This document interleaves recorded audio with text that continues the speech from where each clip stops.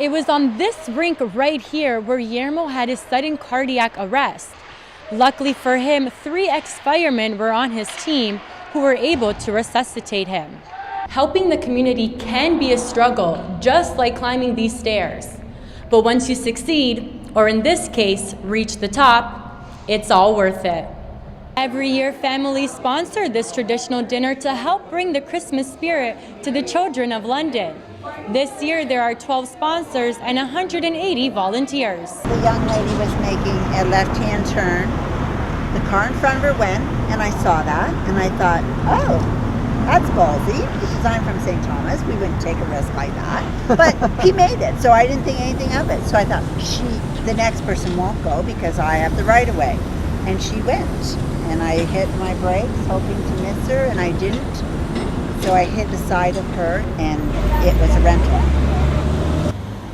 Police arrived around 1 p.m. to direct traffic and to take down the driver's information. Both cars were towed. The crash happened just before 1 o'clock and was quickly cleaned before 1:30. Police are still investigating. Luckily, no one was taken to hospital. Stephanie Villella, Fanshawe Learns. The EQAO cyber attack is my favorite story that I've created so far. I knew I really needed to get the students' point of view of what happened as opposed to only talking to officials. So I really tried really hard to get into a high school, and once I did, I was very excited. I also knew that it was going to be a challenge visually, so I decided to do a bridge with the whiteboard behind me to get the statistics out. And although it took me over 15 takes to get the right angle, I didn't stop because I knew it was really going to enhance the story. Only this many students out of a class of 27 were able to write the EQAO literacy test. Last Thursday, school boards across Ontario launched its pilot project to write the EQAO test online. However, as the 8 a.m. test time approached, students were unable to load the exam. When we were writing it, some of us got about halfway through and then it started to slow down, or we were having typing issues, or it would just, the screen would go white. Like a bunch of notifications, it said that the test was done. A bunch of people's computers stopped working and exited the program. The test was targeted by a large number of IP addresses from around the world.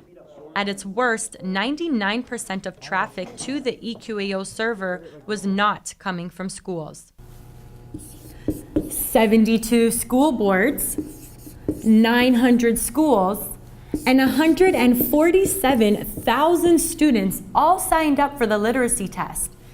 And of that number, only 16,000 students were able to complete the test. That's only 10% of the whole province that was able to get through. It's a cyber attack, by definition, it's overwhelming your system so that your systems won't work and they won't log information and stuff like that. Regardless of the cyber attack, students still think it's a good idea to bring the paper exam online. Obviously, everything online has a few computer issues, but I think it's helpful because if you want to go back and change something, it's easier than erasing it if you wrote it by hand. EQAO says it's confident students will successfully be able to write the test in March, but this time, a paper backup will be present just in case. Stephanie Villella, Fanshawe Learns. With 400 volunteers, Meals on Wheels is able to supply 200 fresh meals every day and over 1,000 frozen meals on Thursdays to seniors in the London area. However, the Great Lakes are 3 degrees warmer than they should be, and although that sounds nice, it could cause for lake-effect snow squalls later this month, early December. But we don't need to worry about that just yet, as we have a gorgeous week to look forward to. So let's take a look at our 7-day forecast. And as you can see, we have temperatures 14, 15, 16 degrees this week with a mix of sun and clouds, especially on Monday where it's going to be full sun. So we don't need our sweaters, we don't need our scarves just yet, as we have a gorgeous week to look forward to. But don't forget to change your clocks back 1 hour as daylight savings starts Sunday. That's your weather for this week. Back to you.